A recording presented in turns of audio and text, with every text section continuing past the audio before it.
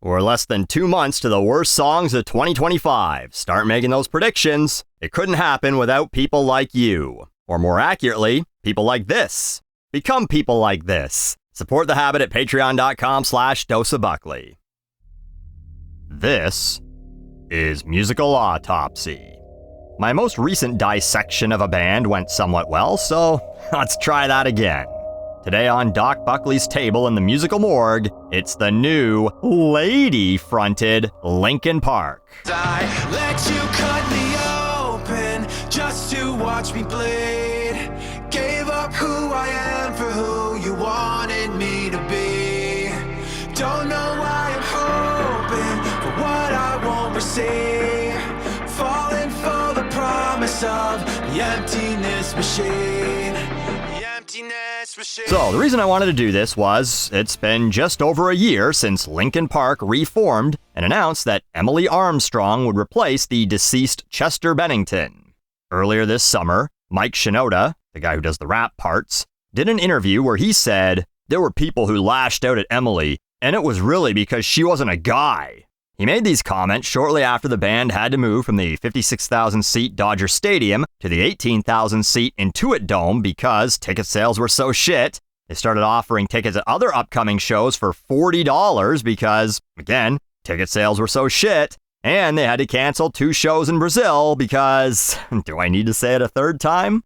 So, is all this just because, fans are mad at girl? Or does this new version of the band suck? Well, that's what a musical autopsy is here to answer. Their first single, The Emptiness Machine, debuted pretty much alongside the band's reformation, giving us our first taste of Emily's singing.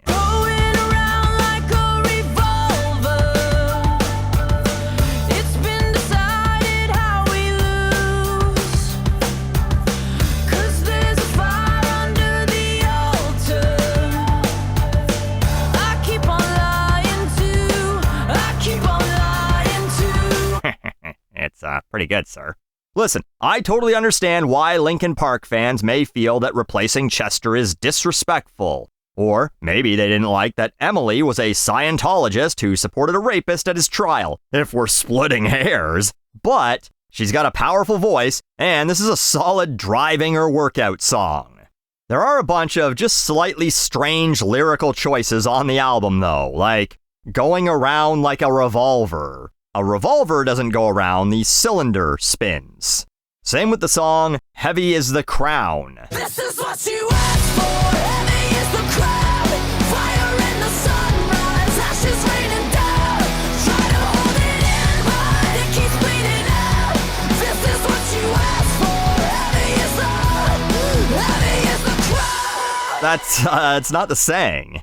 It's from Shakespeare. Heavy is the head that wears the crown. Some Shakespeare asshole's gonna be like, actually, that's not really what they said. But anyway, the crown is light. It's a metaphor for the responsibilities that come with it. I guess the crown itself is what's providing the weight, but I don't know. Either way, banger of a song musically, but lyrically, there's so many of these moments on the album where it feels like something Sofia Vergara's character in Modern Family would say when she's butchering the English language for comedic effect. Ah, the 2010s.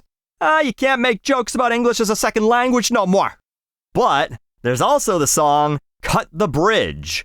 You don't cut bridges, you burn bridges. The rest of the lyrics in that song sound like something you'd find written in a 14-year-old emo girl's diary in 2003. Something in my head feels broken. I'm the gas from a burner left open. I'm a tightrope held up by a clothespin. Hold it out, but the pressure keeps growing.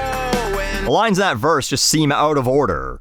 The pressure keeps growing. Shouldn't that be said after I'm the gas from a burner left open? Not the part about being a tightrope held up by a clothespin?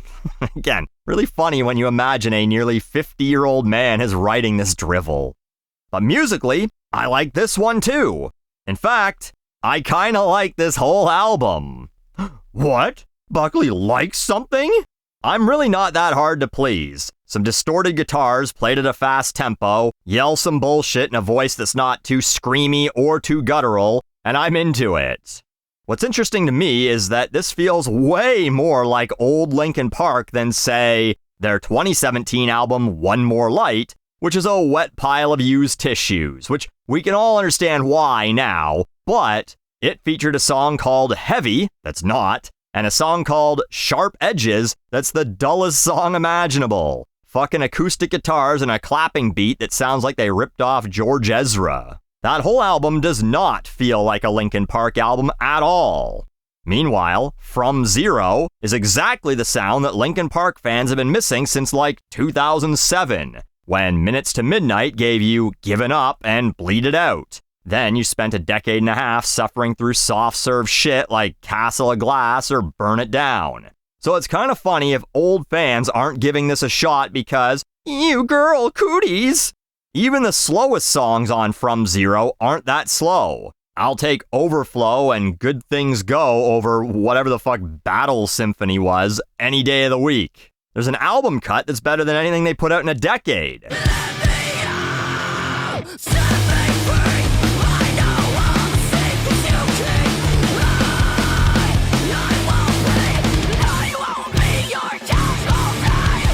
That's Casualty. Again, lyrically, really basic shit I feel like you'd find scrawled in an Angry Teens Trapper Keeper. But tell me that song doesn't make you want to run through a grocery store clotheslining everyone who blocks the aisle to look at soup for 2 minutes. Pick the one you always get and move your fucking cart.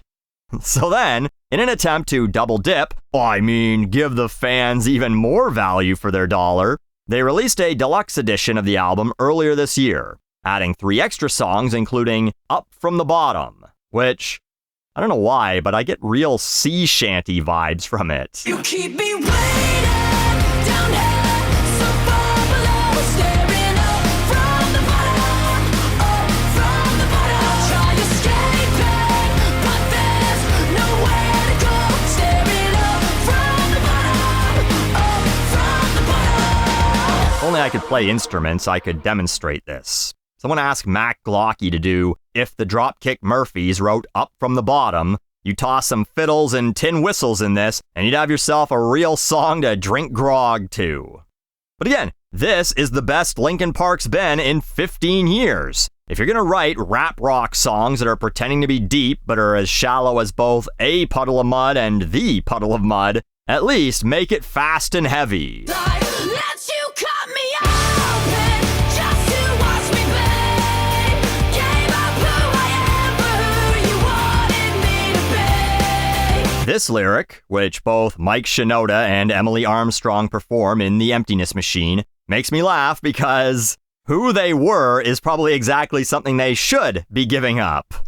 Again, Emily was, or maybe still is, in a cult. In her apology for showing up to Danny Masterson's trial, she never denounced Scientology. I get why you don't want Tom Cruise showing up at your place to black bag you and drive you out into the desert, but you should want to give up who you were in that case. And Mike Shinoda got really into NFTs like 4 years back, selling some bullshit called ziggurats, which people took a fucking bath on.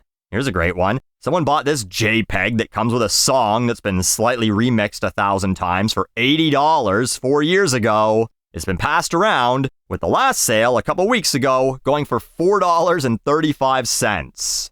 I think you could give up who you are there, Mr. Shinoda, if who you are is a crypto scammer. Waking up without a name, opening my eyes, knowing nothing is the same. Circling around a drain, as I realize that there's no one else to blame. Interesting words from someone looking for someone else to blame when it comes to those poor ticket sales. Yeah, I don't know. I'm just as repetitive as, well, a Linkin Park song right now, but I think this is the best the band's been in 15 years, maybe 20. So it sucks that people aren't turning out. I know I wouldn't when it's $160 for a Barstool obstructed view ticket either, but anyway, Mike, you're basically upset that people aren't as into Linkin Park as they were a decade or two ago? Yeah, I don't know what to tell you there, pal. Other than I know firsthand, entertainment made to make angsty white people more angsty isn't the most popular genre in 2025. I wish we could go back a few years too, but we can't. You can basically just embrace that fact and say, I don't care, I'm making what I want to make, and I'm happy that I still have a dedicated fan base who enjoys what I do, and fuck the haters. Or You can change your name from Linkin Park to Link in Bio and start selling pictures of your taint on OnlyFans for $9.99 a month. Maybe you can get more than 18,000 people to pay to watch Emily give it to you in the end. This is Musical Autopsy. Bag it and tag it.